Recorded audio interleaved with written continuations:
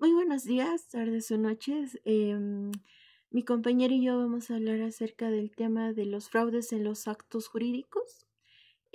Somos estudiantes de Derecho de la Universidad Salesiana de Bolivia. Y bueno, mi persona, Macielus Condoricague, les va a hablar acerca sobre una introducción de este tema. Bueno, pues comenzando con la historia, el fraude en los actos jurídicos tiene raíces ya en el derecho romano, donde ya se reconocía el frauds legis, que era fraude a la ley. Bueno, esta era entendida como la utilización de medios aparentemente lícitos para alcanzar fines contrarios a la ley o perjudiciales para terceros. Con el paso del tiempo, esta figura pasó del derecho civil europeo y luego fue incorporada en los códigos civiles latinoamericanos, en las cuales incluye el Código Civil Boliviano de 1975, donde se regula el fraude como una causa de nulidad relativa o de ineficiencia en los actos jurídicos cuando se demuestra la intención de defraudar a acreedores o a la ley. Bueno, pues hablemos también sobre la etimología de estas palabras.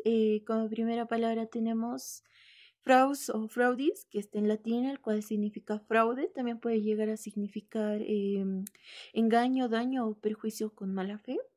Tenemos la palabra actus, que significaría acto, juridicus, que vendría siendo relativo al derecho.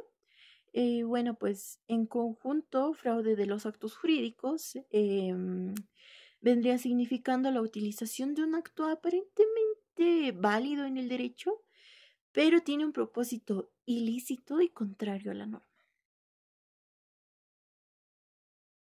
Bueno, tenemos el concepto de definición. En la parte del concepto doctrinal, el fraude de los actos jurídicos consiste en aparentar ser un negocio o acto válido que sea lícito, pero tiene una intención oculta de vulnerar la ley y perjudicar a terceros, especialmente a acreedores.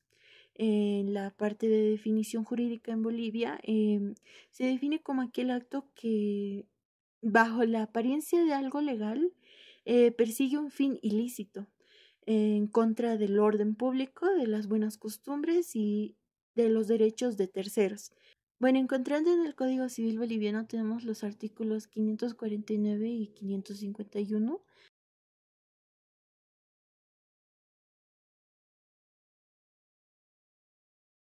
Bueno, acá también tenemos sus características, donde está la simulación aparente de legalidad.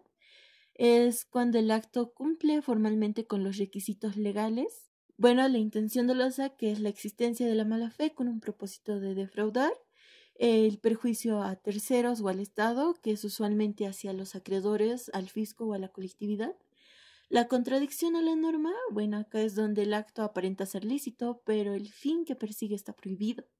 La ineficacia jurídica es, al demostrarse el fraude, el acto es anulable o ineficaz frente a los afectados. Bueno, aquí también tenemos su clasificación, que vendría siendo fraude contra la ley, fraus legis, que es cuando se busca eludir una norma imperativa utilizando un acto jurídico diferente. Fraude contra acreedores, que es cuando el deudor realiza actos jurídicos para insolventarse e evitar el cobro de sus obligaciones. Fraude fiscal, que es actos simulados o aparentes para evitar impuestos. Y fraude procesal, que es cuando se utiliza actos jurídicos para engañar al juez o alterar la verdad de un proceso.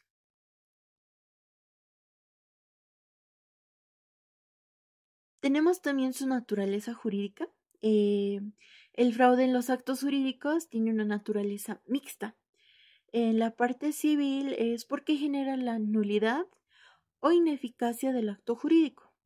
En el Código Civil Boliviano, en el artículo 549, nos habla sobre la nulidad de actos ilícitos.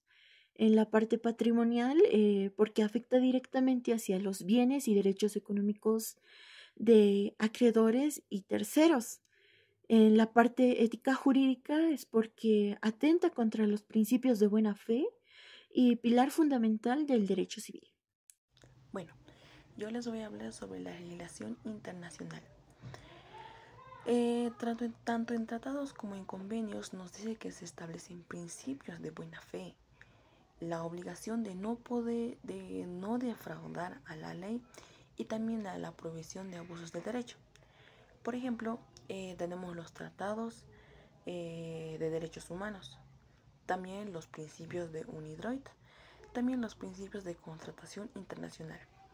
Esto nos dice que identifica si existen normas aplicables al fraude en actos jurídicos a nivel lo que es supranacional que Bolivia reconoce o también podría aplicar. En legislación nacional sabemos, ¿no?, que se debe aplicar, se debe partir de una jerarquía normativa. En este caso nos basamos en el Código Civil Boliviano, en lo cual nos dice que las normas especiales regulan lo que es el fraude, la acción revocatoria o pauliana. Por ejemplo, tenemos en Bolivia el Código Civil, donde nos dice que puede contener las disposiciones relativas a la nulidad, en la cual esto puede ser que abusen el derecho que abusen los derechos humanos.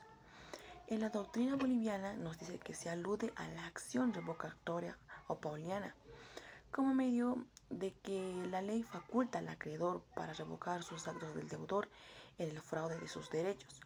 También nos dice que la normativa procesal se puede hallar en reglas lo que son relativas al fraude, que aunque es distinto, pero puede actuar de una manera fraudulenta en procedimientos civiles.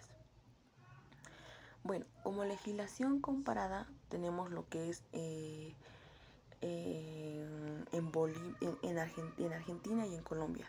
Nosotros identificamos esos dos países, en la cual nos dice que en Argentina su Código Civil y Comercial de la Nación, de la Nación 2015 nos dice que regula el fraude a los acreedores en su artículo 338, estableciendo que la acción revocatoria como medio para dejar sin efecto a los actos celebrados en perjuicio de los acreedores.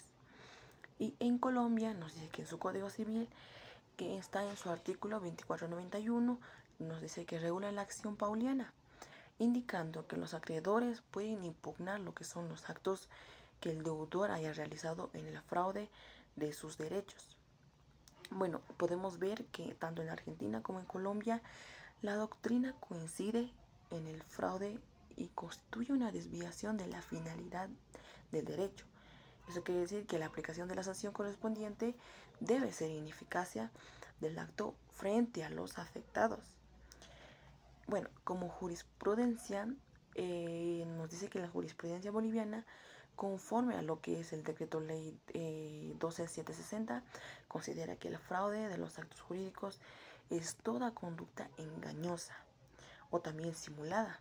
O sea que esto tiene una finalidad de poder obtener un beneficio ilícito y también que puede causar un perjuicio a lo que es a la otra persona y en la cual genera la nulidad y la ineficacia del acto según su naturaleza.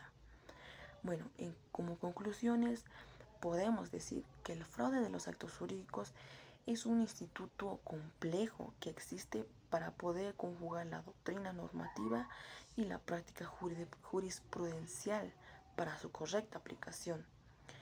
En el ámbito boliviano, aunque existe la doctrina y alguna normativa vinculada a la acción revocatoria pauliana, se necesita lo que es la codificación más clara, que precise requisitos, plazos y también efectos.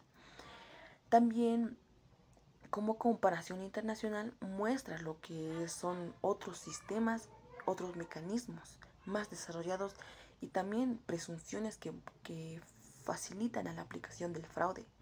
Bolivia podría aprender lo que son de estos modelos, adaptándolos en el contexto legal y también local.